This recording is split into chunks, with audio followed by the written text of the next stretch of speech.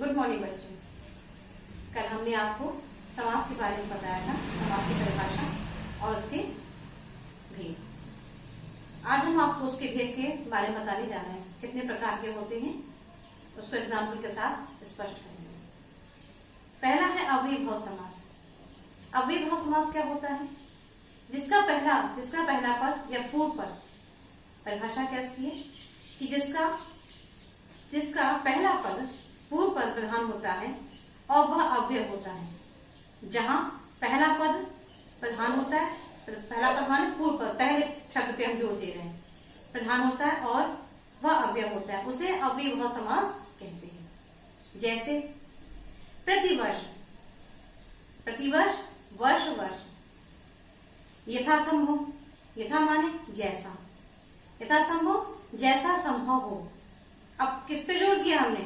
पहला पद हमारा पहला शब्द क्या हुआ? यथा, तो यथा संभव जैसा संभव हो। प्रत्येक, प्रत्येक माने एक एक, तो यहाँ पर कौन सा पद हुआ?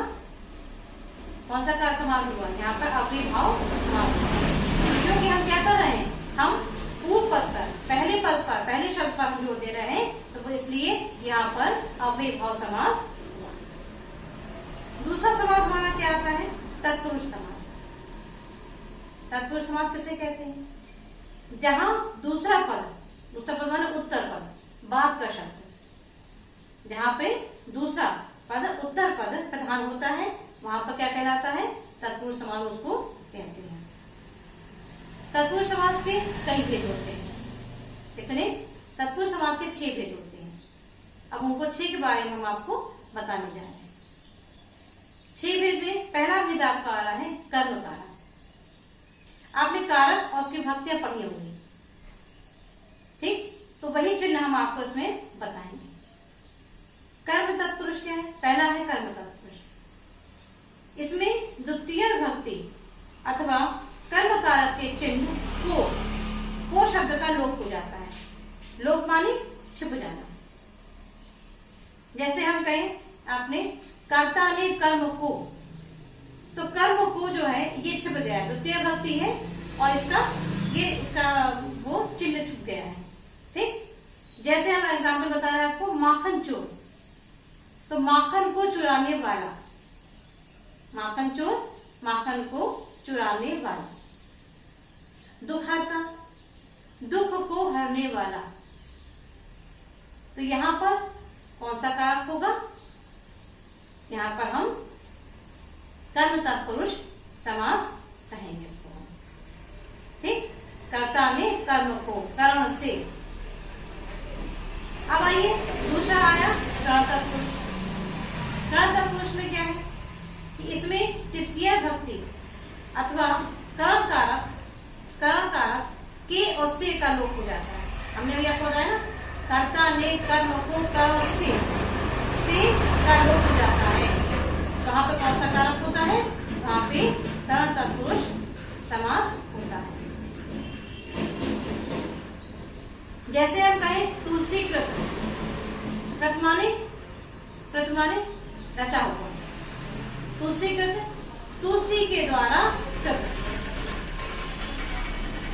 ज्वरग्रस्त, ज्वर से ग्रस्त। तो यहां पर हो गया आपका कर्ण तत्पुरुष समास। तीसरा आता है इसी में आपके संप्रदान तत्पुरुष। संप्रदान तत्पुरुष क्या है? इसमें चतुर्थी भक्ति अथवा संप्रदान कारक के लिए का लोप हो जाता है। इसमें ये चतुर्थी भक्ति है, इसमें के लिए का लोप हो जाता है। हमने आपको बताया था ना, कर्ता ने कर्म को कर्म से संप्रदान के लिए, तो उसी का लोप हो जाता है। जैसे हम कहें रसोई घर, तो ये क्या है? इसका विग्रह करेंगे हम, तो रसोई के लिए घर, रसोई के लिए घर। ऐसे ही देशभक्ति, देश के लिए भक्ति। तो यहाँ पर कौन सा समास हो गया? यहाँ पर संप्रदान तत्पुरुष समास हो गया। चौथा आ रहा आपका अपादान। अपादान तत्पुरुष समास किसे कहते हैं? अपादान तत्पुरुष समास इसमें पंचमी विभक्ति अपादान कारक से का लोप हो जाता है। से जैसे हम कहें नेत्रहीन, तो नेत्र से हीन, नेत्र से हीन। धर्म भ्रष्ट, धर्म से भ्रष्ट। तो यहाँ पे कौन सा समास हो गया? यहाँ पर अपादान तत्पुरुष समास हो गया। ये आप कारक भक्ति से इसको आप पहचानेंगे। ठीक है। पांचवा आ रहा है संबंध तत्पुरुष समास। संबंध तत्पुरुष समास में क्या है? इसमें षष्ठी भक्ति संबंध तत्पुरुष संबंध कारक का के की का लोप हो जाता है। संबंध में का के का लोप हो जाना, इसका लोप हो जाता है। वहां पर कौन सा समास होता है? संबंध तत्पुरुष समास होता है। जैसे हम कहें राजपुत्र, तो राजा का पुत्र, गंगा जल, गंगा का जल। ठीक। देव पूजा, अब ये देव पूजा, देव की पूजा। श्रद्धा, श्रद्धा कण, श्रद्धा के कण। अब आता है आपका अधिकरण तत्पुरुष समास। अधिकरण तत्पुरुष समास की परिभाषा क्या है? इसमें सप्तमी विभक्ति अधिकरण कारक में और पर का लोप हो जाता है।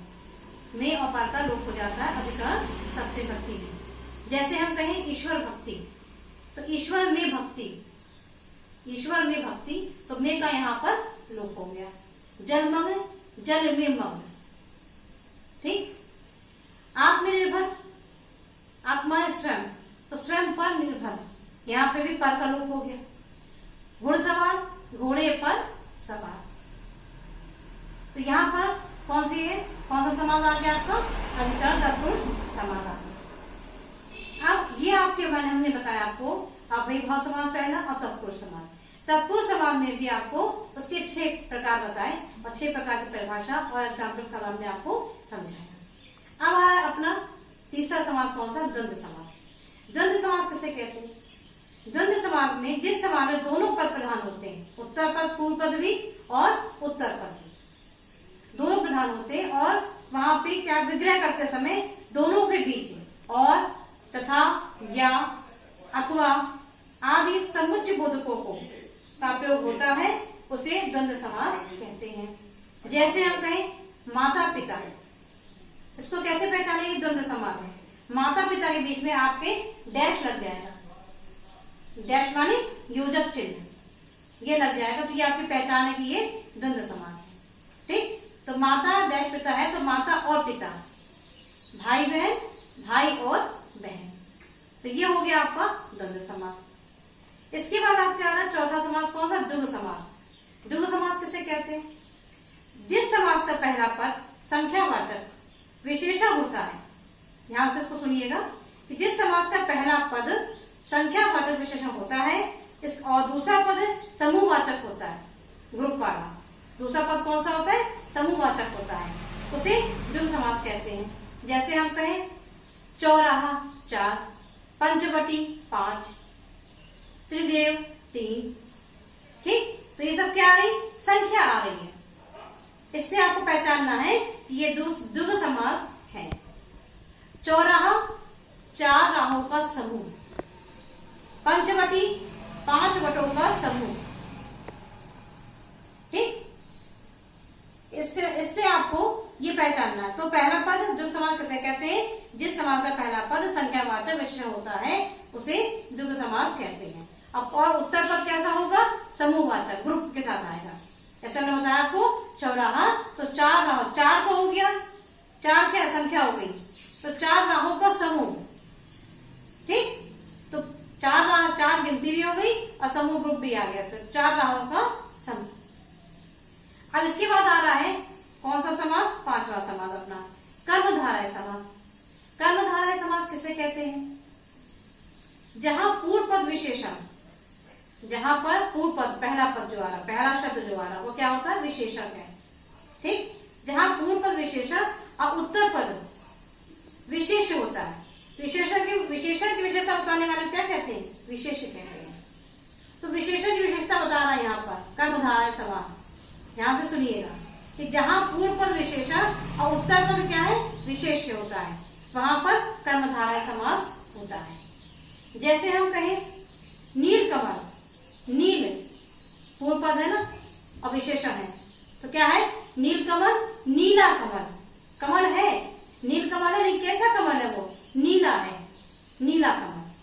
ठीक, इसी तरह से चंद्रमुख, तो चंद्रमा के समान मुख। विशेषता क्या बता रहा है? मुख की, कि चंद्रमा के समान मुख है। ठीक है, तो ये हो गया आपका कर्मधारय समास। इसके बाद आता है बहुव्रीहि समास। सबसे लास्ट समास कौन सा है? बहुव्रीहि समास। बहुव्रीहि समास किसे कहते हैं? जिस समास में दोनों पदों में से किसी की प्रधानता न हो, न उत्तर, न पूर्व और न उत्तर, दोनों में से किसी की प्रधानता नहीं है, तथा दोनों पूर्व मतलब पूर्व उत्तर दोनों मिलकर के तीसरे की ओर संकेत करते हैं, वो कौन सा समास होता है? बहुव्रीहि समास कहलाता है। जैसे हम आपको बता रहे हैं, एग्जाम्पल के लिए समझा रहे हैं कि नीलकंठ, नीलकंठ कौन है? इशारा कर रहे हैं, बताइए। नीलकंठ किसको कहेंगे? कौन कहलाता है? भगवान। नीला है कंठ, नीलकंठ क्या? नीला है कंठ जिसका, कौन? भगवान शिव। दशानन, दशानन माने आनंद माने मुख। दशानन क्या कहेंगे इसको? कि 10 है मुख जिसके। दशानन 10 है मुख जिसके, तो कौन सा हुआ? कौन हुआ वो? कौन है जिसके 10 मुख हैं? रावण। तीसरी ओर संकेत कर रहा है। तीसरी ओर संकेत माने आपसे ही वो उत्तर ले रहा है कि कौन है। ठीक, तो यहाँ पर आपका ये कौन समास हो गया? बहुव्रीहि समास, जहां पर न पूर्व पद न उत्तर पद, दोनों ही नहीं, दोनों की ओर इशारा, किसकी ओर इशारा कर रहे हैं? तो तीसरे की ओर इशारा कर रहा है। तो यहाँ पर आप ये क्या कौन समास कहलाएगा? बहुव्रीहि समास। अब हमने आपको अभी तक रस, छंद, अलंकार और प्रत्यय, उपसर्ग और समास, इनके बारे में अध्ययन कराया। अब हम अपने अगले वीडियो में आपको हिंदी साहित्य का इतिहास, हिंदी गद्य साहित्य का इतिहास के बारे में आपको हम बताएंगे। तब तक के लिए आप अपने घरों में रहें, स्वस्थ रहें और सेफ रहें। इसी के साथ जय हिंद, जय भारत।